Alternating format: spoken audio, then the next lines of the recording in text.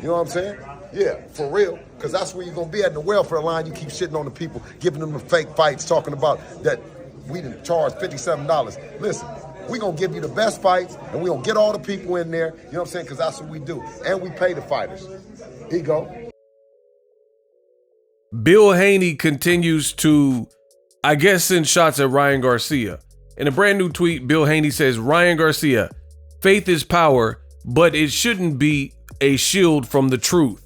If there is nothing to hide, why avoid random Vada testing? Are you buying time to clean up? ? Fans deserve transparency, not excuses. Prove that you stand by the values you preach. Let your actions show the integrity you claim. The sport and its supporters expect honesty. Hashtag what are you hiding? Hashtag boxing integrity. Hashtag Ryan Garcia. Hashtag Team Haney. He goes on in another tweet and says, media, it is time to step up and ask the real question. Why is Ryan Garcia refusing random Vada testing? If clean sport matters, we need answers, not silence. Let's hold everyone to the same standard and put the spotlight on accountability in boxing. The fans deserve the truth. No more dodging. Ask the real questions. Clean boxing, boxing integrity. Ryan Garcia, right? Finally, he says, Team Garcia, let's not twist the facts. The WBC's clean boxing program with Vada has been in place since 2016 with mandatory random testing for top fighters to protect the sport's integrity. This isn't a new rule. It's a standard. Who's hiding? And then he puts a link to that hashtag no excuses, clean sport, Ryan Garcia, Devin Haney, Team Haney. I'm not going to lie to you, kid. This is looking real desperate from Team Haney. Now, it's not that you want a clean sport, because we all should want a clean sport. That's not even the issue. It's the method. There's a lot of times where you can be well-intentioned, right? And you want a certain thing to come across, but it's how you come across. And based on all of what's happened and how it's happened, this just comes across as like really desperate. First of all, Bill Haney says he 50-0 in the streets and this and that, but this, you're like sounding like a detective or something. Like you're trying to put a case on Ryan above and beyond what he's already been hit with. You know, he's already been suspended. He already can't compete. According to that commission, you know, their ruling, he has to do some type of random testing. He has fines. You know, he was supposed to be fined his purse and an additional fine and stuff like that. So you're just trying to press and go on and it just, to be honest, it looks bad to me. Because here's the thing. You couldn't control Ryan before the fight. What makes you think you can control him now? Right? So I think the Haneys are looking at this as like a aha, gotcha moment. Ryan Osterine, dun dun dun, you know what I mean? They're looking at it as this big moment, but I'm gonna say that again for the slow people in the back.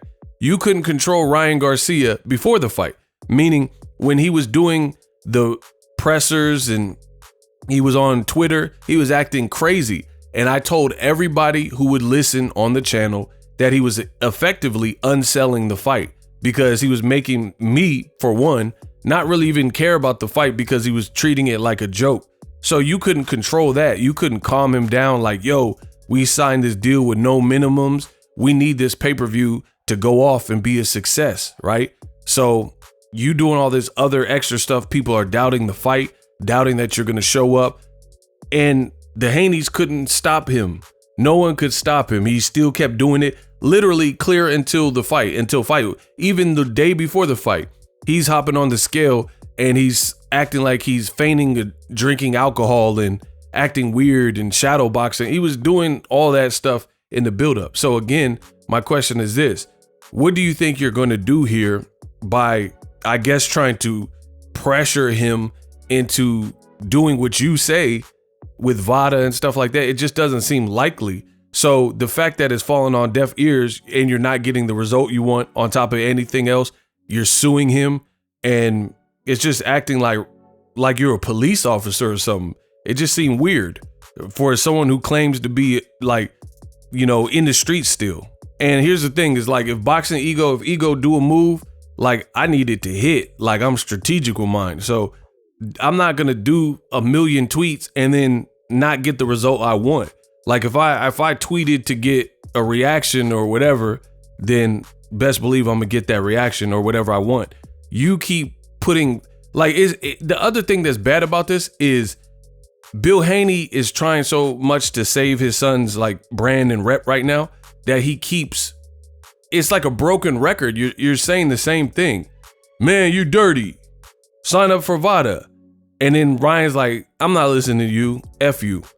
And then you're like, yeah, but hey, the fans deserve transparency. It's literally the same thing on loop. And I think that's another big problem with it is it's not even creative at this point. You just keep saying the same thing. Sign up for Vada. Sign up for Vada.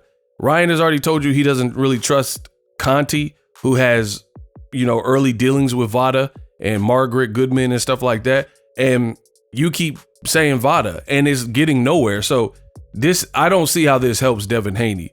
If you guys can break it down in the comment section, I'll take a look at your responses. But for me, it's just a broken record and it's the same thing. You just keep saying, sign up for Vada, sign up for Vada, clean boxing program, prove to us. And here's the thing, finally, the drug testing would come out of Ryan Garcia's pocket. To be honest, I am definitely for a clean sport. You have never known me to condone cheating or be a cheater like on the channel or anything. Like I didn't cheat my way to my position. I put in the work. So y'all know that about me. So I don't do drugs. I don't even drink anymore. So for me, I have no reason to, you know, side with cheating, which is something I don't do.